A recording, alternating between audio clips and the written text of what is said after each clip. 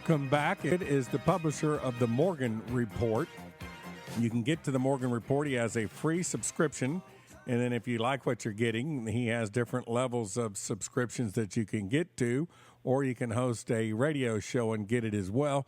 David, how you doing? Doing well, thank you. David, it's always a pleasure to have you on. I was reading, I think it was something that G. Edward Griffin, a friend of ours, had put out. It was a news article that had come, I think, out of the UK about 10 days ago. It was the manipulation of the gold market by Goldman Sachs and some bullion banks, and had the Fed not intervened, and this is going back 2 or 3 years ago, the bullion banks would have collapsed, and now they think they're back at it again. Are you familiar with that story? Not that specific one, but I am familiar with a lot of what recently, was reestablished on the internet with this decision that the CFTC made on the silver market manipulation, which basically came out and said that there wasn't anything in their findings that would allow them to, do any prosecution of anybody. Well, they never prosecute anybody. I mean, they don't even prosecute the bankers when they knowingly launder drug money or rig LIBOR or anything like that. Amen. That's why I never got really super involved in it. I think it's important that people know what they're up against. And, of course, the question I get continually, in fact, I just got one in this month's several, but one guy in particular, he sounds like he's new, and he said, I'm learning, and we're all learning, by the way. I still learn new things about the silver and gold markets.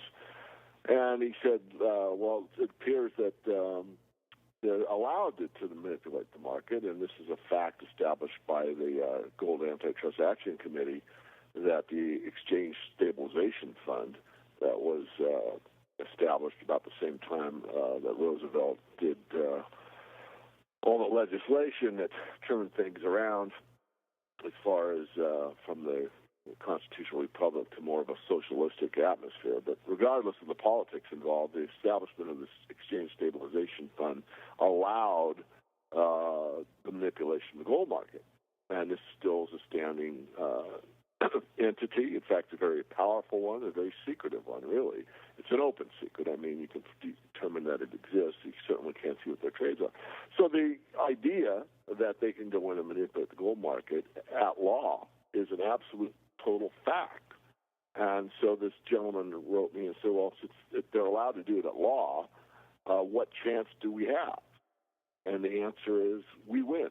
And I'm convinced of that. And the reason is that paper doesn't equal physical. And I think that's the most basic thing you can boil it down to. In other words, if there wasn't this big paper market, paper pusher derivatives situation, gold and silver would be far higher than they are right now in terms of a paper price. They are at the level that they're at because there is so many derivatives on these markets. Nonetheless, we've already seen an absolute smash you in the face admission that they're losing, and that is when Germany asked for its gold back, and the Federal Reserve of New York said, sure, 7 years from now. So they are out of gold, really. If Germany's gold was in a safe-keeping account, a current account, it will be shipped over to Germany in a matter of just a few days. But no, the New York Fed says 7 years. So it's obvious that they don't have all the gold they purportedly have. Most of it is paper gold. And silver is probably a very similar situation. And so this is the problem. Physical is different than paper, and that fact will always be so. And we're getting, I think, near the end of the game. Now, how long, and of course, that's a question I can't answer. It's going to be tomorrow, next week, next month, or next year. I don't know. My best guess is, unfortunately, it's probably got a couple more years. Nonetheless, the price pressure, the upside, is continually there, and it will manifest. And again, the overall trend really can't be manipulated by these characters. I know that they smash the price down. I know how they do it. I know when they do it after the fact. I don't know ahead of time, but I know that they're getting ready to. So you can almost determine the ahead of time based on the Commitment of Traders report, but that's another story for another time. Anyway, long-winded, but yes, these entities exist. Yes, they have the power to control the price, and they do, but they can't control the overall trend, which is up, and has been up for over a decade and will continue to do so. This should be what's taking place this week, the raising of the debt ceiling, which means the creation of more fiat, should be causing the gold and silver to rally. And yet, right now, we're under a little bit of pressure. But why isn't it rallying? Do you think this is central bank or bullion bank intervention at the moment? I think the market is just exhausted. I think that psychologically, I think the powers that be have won temporarily. In other words, I think it'd take a huge catalyst, even more than the one you just mentioned, Alan, for the market to really take effect and move to, strongly upward. But that problem, that potential exists at all times. I mean, there's all kinds of problems out in the financial system that could cause gold to rally overnight in a up limit fashion. Not predicting that, but certainly it exists. The potential exists. So I think it's just exhausted. It's worn out. I think people, a lot of people have given up and moved on, especially the hot money, the hedge funds, the trading funds, the momentum players. Most of those people have left the gold sector a long time ago. So the people that are left are people that probably don't have much more money to invest or are discouraged and don't want to invest more. And to get new people are followers. They're not leaders. So with gold at 1330 and silver at 22, it doesn't look that attractive to them because it's not moving. Once they start moving higher, believe it or not, you'll get more participation. David, why does the media, about the only time they talk about the precious metals is when the precious metals go down? They never seem to talk about it when they're in rally mode. Well, there's several reasons. I think the primary reason is that gold is the most negatively correlated asset to the financial media, the financial press, or the mainstream financial interests. I mean, it's stocks and bonds. That's what they push. That's what TV shows are about. That's what this, the whole CNBC and a lot of these shows are about. It's about pushing stocks on the people. It's about bonds. It's about currencies. It's about everything that Wall Street has control over. They really don't have a lot of control over gold as far as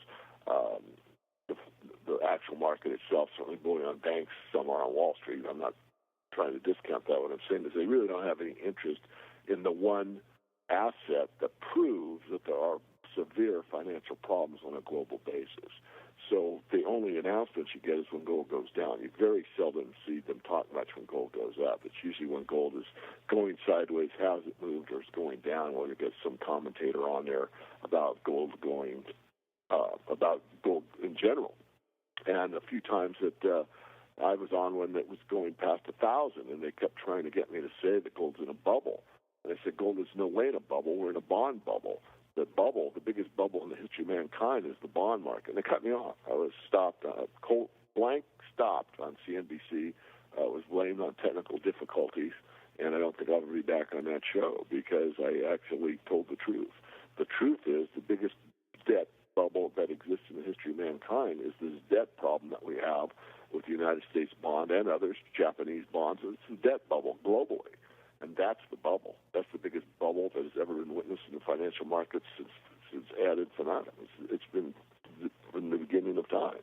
That's the bubble. But, of course, they don't want to hear that. They wanted me to say that gold's in a bubble. It's gone over 1,000. Well, we're at 1,300 today. Of course, years ago, this was several years ago. But, again, I don't think I'll be back on the program because, they want you to support their view that, the stock's good, gold bad.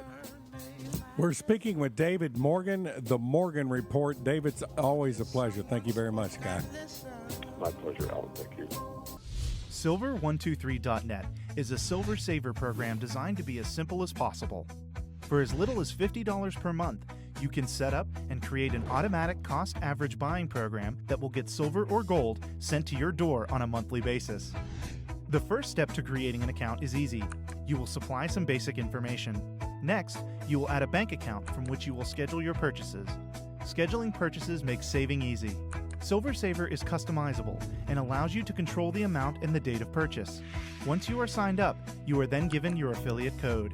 Now you can save in precious metals and also market this program. You can use email, web pages, and multiple forms of social media to share the Silver Saver program. Silver Saver will reward you generously with physical silver or gold whenever someone you refer becomes a saver. Silver Saver not only provides you with a share code, but also allows you to place your own banner ad on a website of your own. Silver Saver is one of the best ways to start saving and accumulating gold or silver, especially at these levels. Visit silver123.net and start saving today.